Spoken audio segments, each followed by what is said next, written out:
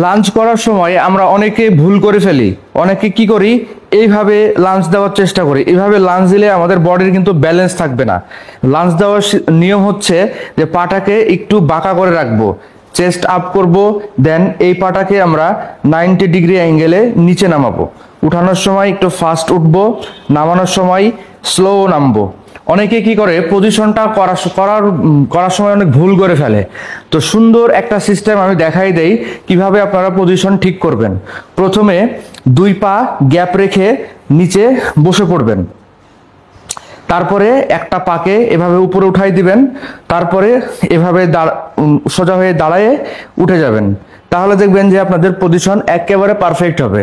যখন আপনি লাঞ্চ করবেন তখন কোনো কষ্টই হবে না, আপনার পজিশন উল্টাপাল্টাও হবে না, কোনো আনব্যালেন্সও হবে না।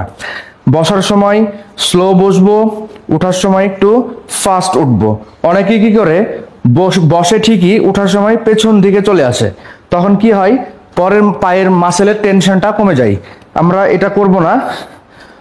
যখন উঠবো তখন চেস্ট আপ রেখে বডিকে সোজা করে উঠবো, যেন আমাদের এই পাটা একটু কার্ল আকারে থাকে, তাহলে আমাদের কোয়াড মাসেলে ভালো ফোকাস করবে। এরকম ভিডিও পেতে ভিডিওটি লাইক করে দিবেন, শেয়ার করে দিবেন, কমেন্ট করে দিবেন।